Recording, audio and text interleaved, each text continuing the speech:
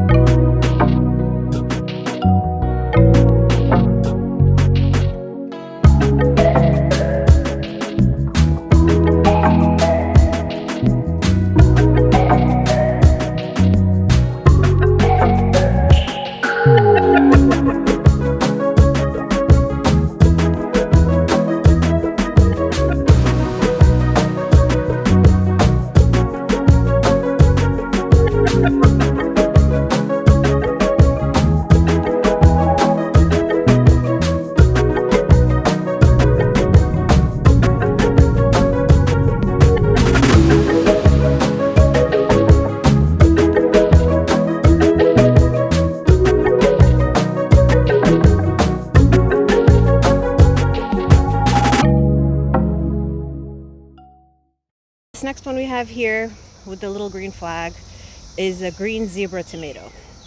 And I put that flag there so that I could identify it because green tomatoes are green when they're ripe. So I just wanted to make sure that I don't overlook this plant and think that it's just green tomatoes that haven't turned yet, when in fact it's actually the green zebra. So we do have a little bit of fruit set. Definitely have a nice amount of blossoms. So that's pretty cool. Very exciting. Here's another pink Berkeley, kind of in the same shape as the other one.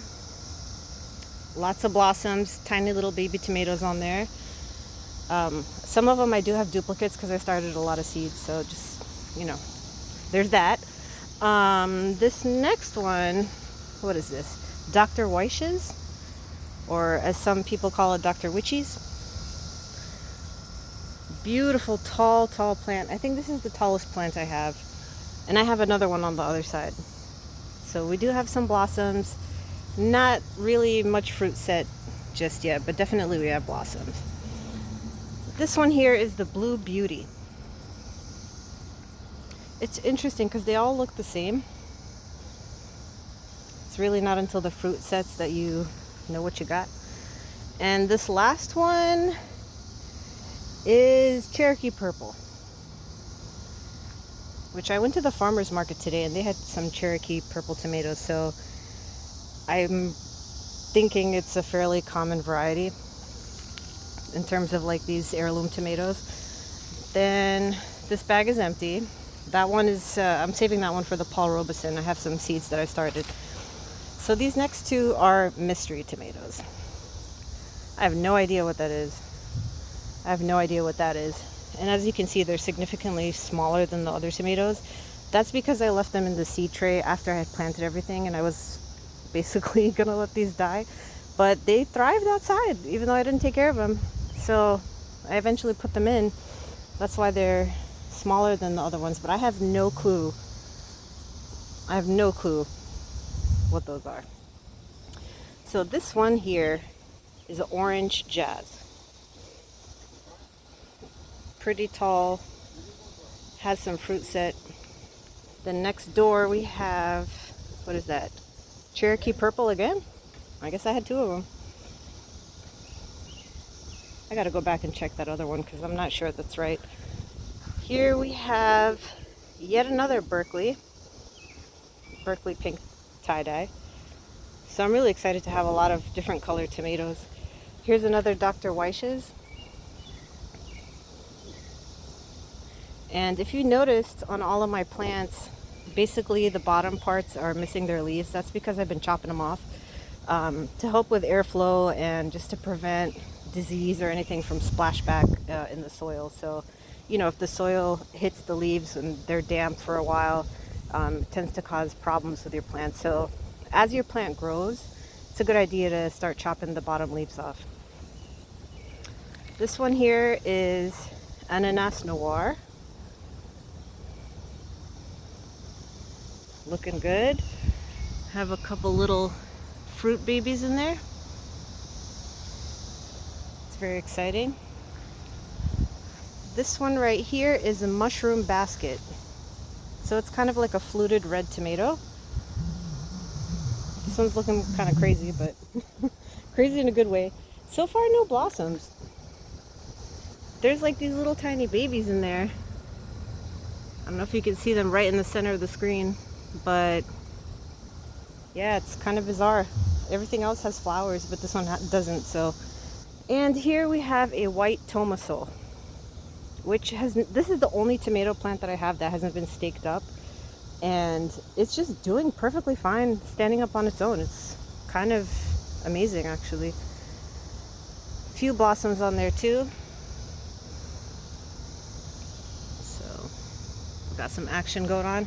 And I know I said that all of the other ones were slicers, but that was kind of not true, because this last one here is a cherry tomato called Barry's Crazy Cherry. And this thing, I didn't prune the suckers off in time, so I have 2 leaders instead of 1. Instead of 1 like main stock, I have 2. But it's all good because they're gonna produce like crazy. Look at those buds, and there's a little friend there. And there's clusters everywhere. Clusters.